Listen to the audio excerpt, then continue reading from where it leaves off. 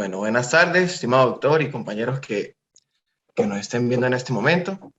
Comenzaremos a hablar un poco sobre el tema 46, que corresponde, como ya lo mencionó el doctor, al desarrollo de las vías genitales, glándulas anexas, genitales externos del aparato genital femenino. Podemos pasar a la siguiente lámina. Ok, antes de introducirnos en el tema, se debe mencionar un poco la diferenciación sexual del embrión. Cabe destacar que esta diferenciación es el proceso por el cual el embrión desarrolla sus órganos. Este proceso se da en sentido masculino o femenino y tiene lugar durante la vida embrionaria fetal, ya que involucra una cadena de eventos moleculares, hormonales y no hormonales que se inician en la formación del cigoto y se prolongan hasta etapas avanzadas de la vida intrauterina. De forma cronológica, la diferenciación sexual se produce en una secuencia específica. En primer lugar, se establece el sexo cromosómico, el sexo genético o cromosómico. En segundo lugar, este sexo cromosómico controla la diferenciación de las gónadas, las cuales determinan la diferenciación de los sistemas de los conductos internos y la formación de los genitales externos. Cabe destacar que el destino de los conductos genitales indiferenciados depende del sexo de la gónada. De igual manera, existe un periodo de aproximadamente 5 semanas, entre las 5 semanas de embarazo, durante el cual es imposible distinguir el individuo de sexo masculino de un sexo femenino, ya sea por sus características anatómicas o histológicas.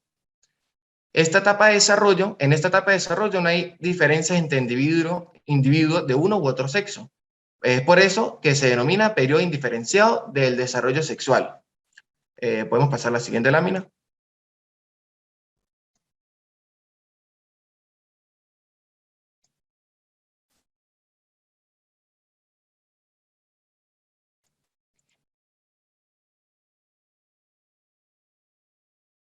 Correcto. Ahí. Sabiendo que la diferenciación sexual es un proceso complejo en el que intervienen muchos genes autosómicos, hay que mencionar que la clave para el dimorfismo sexual es el cromosoma Y. Que contiene y determina la formación de los testículos. En este momento entra un gen llamado SRY, o por sus siglas en inglés, el Sex Determined Region on G. En el producto proteínico de este gen, que es un factor de transcripción que inicia una cascada de genes en dirección que determina el destino de los órganos. La proteína de este gen es el factor que determina la formación de los testículos, bajo influencia que tiene el desarrollo masculino. En ausencia de este gen, pues se establece el desarrollo femenino.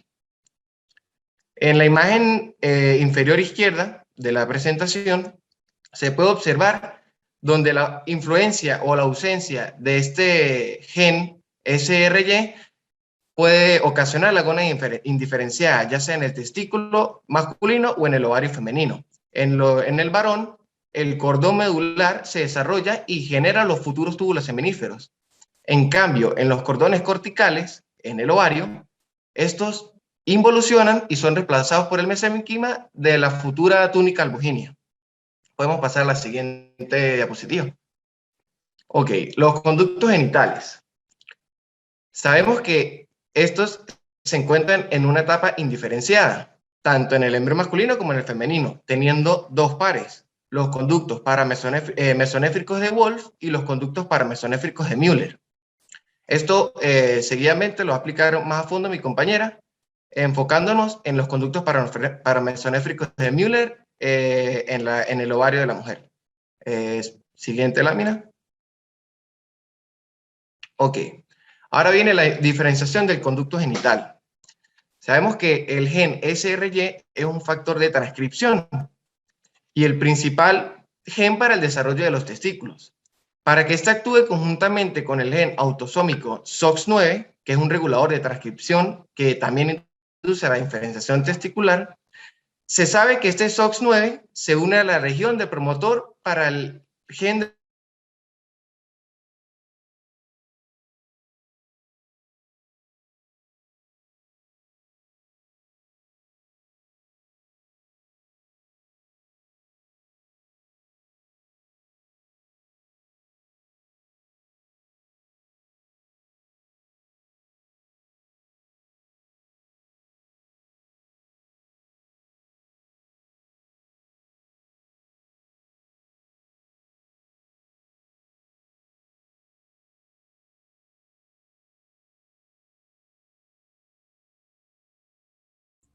Cualquiera de ustedes puede continuar, si quieren,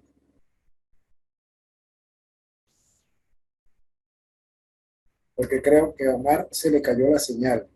Entonces, cualquiera de ustedes puede continuar Sara, puede continuar eh, Leinecker, puede continuar Valeria, Ivana.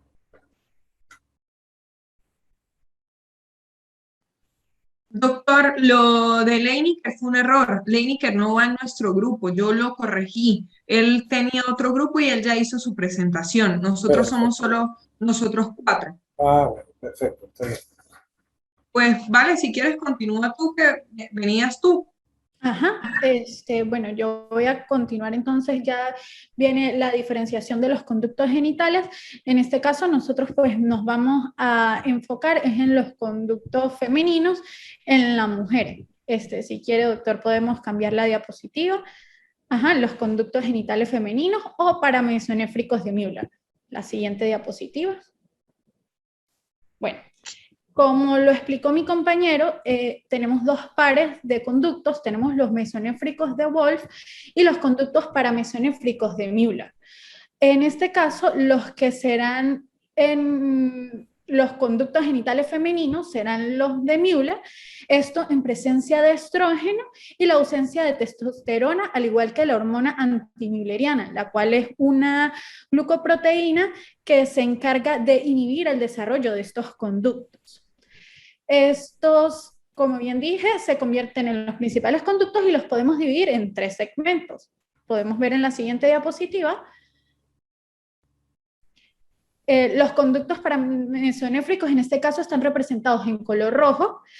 Tienen una parte vertical craneal que va a desembocar en el abdomen en forma de embudo. Posteriormente, una parte horizontal que vemos como cruza a los conductos mesonéfricos. Y por último tenemos la parte vertical caudal que se fusionará con su homólogo. La siguiente parte. Una vez comienza el descenso del ovario, los dos primeros segmentos o los segmentos superiores van a formar lo que viene siendo las trompas de falopio o la tuba uterina, mientras que la parte caudal formará el primordio uterovaginal, es decir, el cuerpo y el cuello del útero, al igual que los 2/3 superiores de la vagina, o decir la parte superior. Si quiere, podemos pasar a la siguiente. Cuando comienza el desplazamiento de las dos primeras partes de los segmentos en sentido medio caudal, las crestas urogenitales se van a ir ubicando paulatinamente en un plano transversal. Finalmente, estos cuando se fusionan en la línea media, se crea un pliegue transversal que es conocido como el ligamento ancho del útero. En este punto, el ovario se encuentra en la superficie posterior, la trompa en el borde superior y el útero junto al ligamento ancho del útero va a dividir en una bolsa útero-rectal y una útero-vesical. Todo el proceso de la formación del útero viene regulado por el gen OTSA10. También es importante recalcar que hasta la semana 9, este se encuentra separado por un septum, el cual se va por un proceso de apoptosis regulado por el B-cell linfoma, se va degenerando, y de hecho esto hay estudios en que lo asocian a algunas anomalías en los cuales las explicaremos más adelante.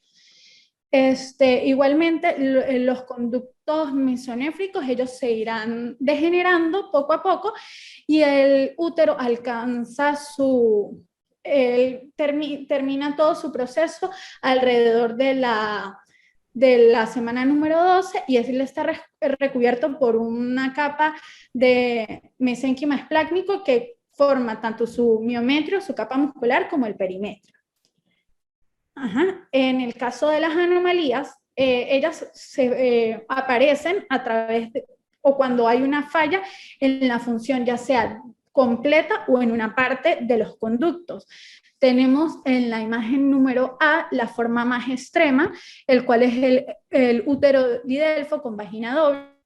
En la imagen número B tenemos una menos severa, la cual es el útero arqueado que presenta una pequeña hendidura. Y uno de los más comunes es el bicorne, que de hecho es normal en todos los mamíferos que vienen antes de los primates.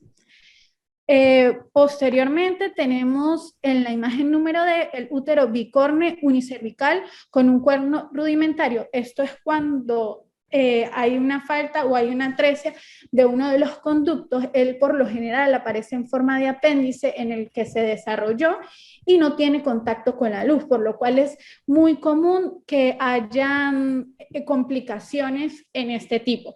Y tenemos también la atresia cervical, que es en el caso de que en el cuello del útero, cuando hay atresia ya sea completa o parcial, esto es muy común de uno de los conductos. Ya la parte de atresia vaginal lo va a explicar mi compañera. Ok, continuando con el seminario, yo voy a hablar de los bulbos sinovaginales y los genitales externos. Doctor, por favor, la siguiente lámina. Ok, los bulbos sinovaginales son los que dan en sí el origen del conducto vaginal, pero todo inicia cuando la punta sólida de los conductos paramesonéfricos entran en contacto con el seno urogenital. Después de esta unión, se forman dos eminencias sólidas que se conocen como bulbos sinovaginales. Estos surgen a partir de la zona pélvica del seno urogenital y luego van a proliferar para, como se ve en la primera imagen, en la porción B, formar una placa vaginal sólida. Es lo que se ve en color amarillo. Esta proliferación se continúa en la región craneal de la placa para así generar un espacio más amplio entre el útero y el seno urogenital, que es como se puede ver en la parte C de la primera imagen, donde se ve un conducto más largo y ensanchado. En el 5º mes de gestación, la excrescencia vaginal se encuentra canalizada por completo. Y es importante decir que las expansiones de tipo alar de la vagina y los fondos de saco que se encuentran aquí en la imagen, en la segunda imagen, en la porción C, que rodean el final y la última parte del útero, son de origen paramesonéfrico. Entonces la vagina tiene dos orígenes, un origen superior y uno inferior. El origen superior está dado por la cavidad uterina y el origen inferior está dado por el seno urogenital. En las mujeres, después de que se forma ya esta canalización del conducto vaginal, se pueden observar restos de los túbulos excretores, tanto craneales como caudales, que se encuentran en el mesovario y que dan origen al epidóforo y al paradóforo. El conducto mesonéfrico desaparece por completo, exceptuando una pequeña parte de él que es craneal y se puede apreciar en el epidóforo. En las imágenes anteriores que puso mi compañera en sus diapositivas, se puede observar.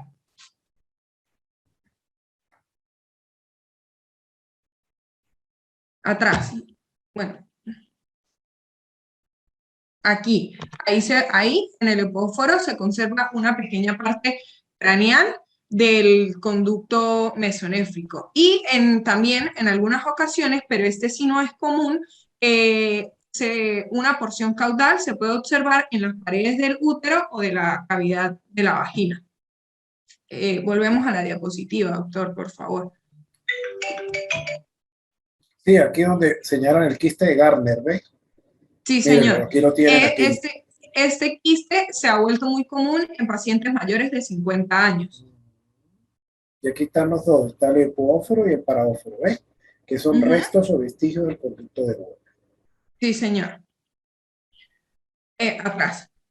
Lo que mantiene separada la luz de la vagina del seno urogenital es una fina capa de tejido membranoso que se conoce como himen, y este consta del revestimiento epitelial del seno y de células vaginales. Durante la vida perinatal es normal que en él aparezca una pequeña abertura. Entonces, para concluir con la vagina, podemos decir que esta forma parte de las vías genitales, que es un órgano músculo-membranoso que conecta la cavidad uterina con la vulva. Su longitud es de 8 a 12 centímetros, se encuentra entre la vejiga y el recto y además representa la vía del parto. Ya aquí, continuando con los genitales externos femeninos, ahí, doctor. Continuando con la parte de los genitales externos femeninos, primero es importante hablar de los genitales externos, pero en su etapa indiferenciada. Durante la tercera semana del desarrollo, las células del mesénquima que se forman en la línea primitiva van a migrar alrededor de la membrana cloacal para así dar origen a dos pliegues sólidos cloacales que en dirección craneal a la membrana cloacal van a formar el tubérculo genital, como se puede observar aquí en la primera imagen, en la porción A, y en posición caudal a la membrana cloacal se van a subdividir en otros pliegues. Están hacia anterior los pliegues uretrales y hacia posterior los pliegues anales. A su vez, alrededor de los pliegues uretrales, como se ve en la imagen B, aparecen las protuberancias genitales. Como se puede observar en esta imagen, es imposible después de la sexta semana del desarrollo determinar el género del feto, ya que el tubérculo genital aún no se ha desarrollado por completo. Y ahora sí nos vamos a los genitales externos femeninos. Estos se encuentran representados en la vulva, la cual está conformada por el clítoris, los labios mayores, los labios menores, el vestíbulo genital y el monte de Venus. Doctor, por favor, la siguiente. Ok, entonces, lo que estimula la formación de los genitales externos femeninos son los estrógenos. Estos van a hacer que el tubérculo genital se ensanche y se alargue solamente un poco hacia abajo para dar origen al clítoris. Los pliegues uretrales no se van a fusionar como en el hombre, sino que se van a alargar hacia abajo para así formar los labios menores. Las eminencias genitales van a ensancharse y agrandarse para formar los labios mayores y el surco urogenital permanece abierto para así dar origen al vestíbulo de la vagina. Aunque el tubérculo genital en la mujer es pequeño porque es el que forma el clítoris, durante las primeras semanas de desarrollo es mucho más grande que en el varón. Por eso, utilizar la longitud del tubérculo genital como criterio mediante una ecografía ha sido causa de uno de los errores de identificación del sexo durante el tercer y cuarto mes de gestación, porque se guían por el tamaño y considerando las primeras semanas del desarrollo, y después del quinto mes se dan cuenta de que en realidad era el sexo masculino, solamente que era un clítoris grande. Continuando, ya para finalizar con las anomalías, aquí están tres de las anomalías más comunes. El desarrollo de los genitales externos, tanto en el hombre como en la mujer, inician de la misma forma. Es por eso que no es tan sorpresivo que se presenten algunas anomalías en la diferenciación y determinación del sexo. Primero está el caso de los hermafroditas. Aunque los verdaderos hermafroditas son los que presentan tanto testículos como ovarios, esto no se presenta en la especie humana, así que se le denomina hermafrodita a todas aquellas personas que presentan una carga cromosómica 46XX con genitales ambiguos, como un clítoris muy grande o un pene realmente pequeño. En el 70% de los casos, estas pacientes presentan características femeninas, por lo tanto son criados como mujeres. Luego tenemos la atresia vaginal. Cuando hay un fallo en la canalización de la lámina vaginal, se presenta un bloqueo tanto en la entrada como en la salida del conducto vaginal, y una de cada 80.000 mujeres también presenta un tabique que en lugar de ser vertical es transversal u horizontal, y en vez de presentarse en el tercio medio y superior del conducto vaginal, se presenta creando un taponamiento en el conducto. También, si hay un fallo en la perforación de la parte inferior de la lámina vaginal, como lo podemos observar en la imagen arriba, se presenta un himen imperforado que se manifiesta de diferentes formas. Puede ser completamente imperforado, microperforado, cribiforme o normal. Y para finalizar tenemos el síndrome de insensibilidad a los andrógenos. Anteriormente este era conocido como síndrome de feminización testicular. Estas pacientes exteriormente presentan características normales de una mujer, pero en ellas hay presencia de testículos. Entonces, su cavidad vaginal finaliza en un fondo de saco ciego, donde no hay ovarios ni trompas, y en caso tal de que lleguen a ver, estos son completamente rudimentarios. En el desarrollo o en la pubertad, el tejido mamario se desarrolla de manera normal, y las características femeninas también, pero en ellas hay presencia de testículos, pueden ser en la cavidad abdominal, en el conducto inguinal, e incluso en algunos casos los testículos se encuentran dentro de los labios mayores.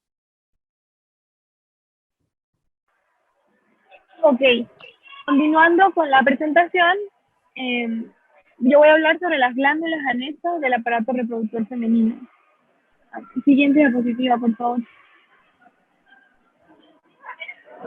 Se ha planteado a través de las investigaciones genéticas y moleculares que altas concentraciones de la proteína morfogénica del hueso, DM4, en el mesénquima del seno urogenital actúan de forma extrínseca en el extremo caudal del conducto paramesonéfrico, guiándolo distalmente hacia la pared del seno urogenital y la uretra, logrando que crezcan proliferaciones epiteliales hacia el mesénquima circundante para así formar los esbozos de las glándulas parauretrales o glándulas de Skene.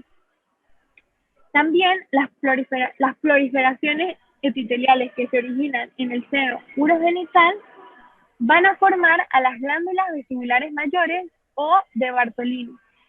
Siguiente diapositiva. Estas glándulas de Bartholin, como dije, también se pueden llamar vestibulares mayores, y son dos pequeñas glándulas diminutas situadas, como podemos ver ahí en la imagen, a cada lado de la apertura de la vagina. Ellas secretan una pequeña cantidad de líquido que ayuda a lubricar a los labios vaginales durante la función sexual. Y se forman en el transcurso de la semana 12. Ellas con frecuencia no son visibles. Lo que vemos es como se ve en la foto, los dos como conductos. Ajá. Siguiente diapositiva. Ahí también las vemos otra vez, pero en dibujo. Y ellas son homólogas en el varón a las glándulas vulvouretrales, ¿no? Que lubrican también para la función sexual del varón. Siguiente diapositiva. Ahora, las glándulas de Skene, también llamadas parauretrales por su ubicación, o vestibulares menores, como podemos ver también en la foto, están ahí más abajo ellas desembocan en el interior de la vulva a ambos lados y un poco más abajo del orificio de la uretra. Ellas están implicadas en la estimulación sexual y en la lubricación durante las relaciones sexuales. Siguiente diapositiva. Y son homólogas tanto en su origen embrionario, porque vienen del seno urogenital, y en función son homólogas también a la próstata del varón. Y por lo que contiene su secreción, que es creatinina, la enzima fosfatasa ácida prostática, la proteína antígeno prostático específica, la glucosa y la fructosa. Su composición sugiere que su función ayuda en la nutrición de los espermatozoides y, facilita a la fecundación. Gracias. Bueno, muy bien. ¿Qué les puedo yo aportar al seminario? Fíjense una cosa. Estas señoras, que son las glándulas de Bartolino, en líneas generales, nosotros los ginecólogos, y yo como sexólogo les voy a explicar algo. Siempre se había creído que ellas ayudaban a la lubricación, pero realmente la lubricación de la vagina, desde el punto de vista sexológico, se debe a un factor que está relacionado mucho con los andrógenos en la mujer, por una vasodilatación que se produce a nivel de la mucosa vaginal y hace que se produzca un exudado, y eso hace que se lubrique la vagina, que es lo que se produce durante la fase de excitación o la fase de prolegómenos. ¿Qué son los prolegómenos? Pues son todas aquellas cosas que se hacen antes de que se realice el acto sexual con penetración. Entonces son todas aquellas caricias, juegos sexuales, todas esas cosas que se hacen se llaman prolidor. Entonces se ha demostrado de que por liberación de algunos factores relacionados con la testosterona en la mujer se producen factores de vasodilatación a nivel de la vagina y eso es lo que produce evidentemente la secreción. Sí es cierto que estas glándulas, tanto la de Bartolina como la de Skin, producen un moco, sí, eso no es indudable, pero estas glándulas son muy problemáticas porque cuando el conducto de estas glándulas se tapa, se produce una enfermedad que se llama la bartolinitis en fase aguda o la bartolinosis en fase crónica. La experiencia que yo he tenido es que lo he visto mucho en las pacientes embarazadas. ¿Ok? Ya casi no se ve tanto porque evidentemente la consulta ha disminuido mucho, pero antes, durante el embarazo de algunas pacientes, se veía esta glándula y esta glándula se infecta y se infecta con anaerobios y bacteroides.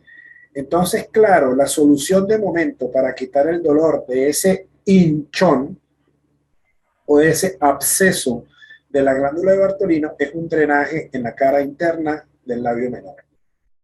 Sin embargo, esa no es la solución. La solución final es hacer una cirugía que se llama marsupialización, que es la apertura de la mucosa del labio menor internamente y enuclear la glándula, enuclearla, sacarla y dejar los bordes de la mucosa evertidos. Eso se llama marsupialización para evitar que se vuelva a cerrar.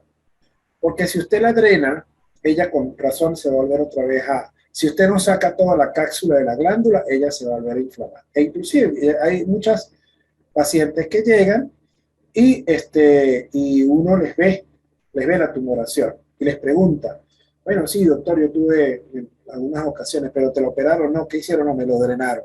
Entonces queda como un granuloma. La glándula se pone dura y queda como un granuloma. Esta que está aquí, esta señorita que está aquí, también se ve frecuentemente el quiste de Gardner y es una protrusión que se ve en la vagina, pareciera como si tuvieran una bolsa llena de agua, ¿ok?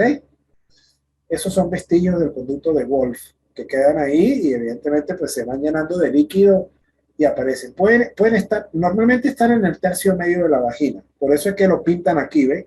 No lo pintan aquí abajo, lo pintan en el tercio medio y uno se da cuenta cuando coloca el espejo.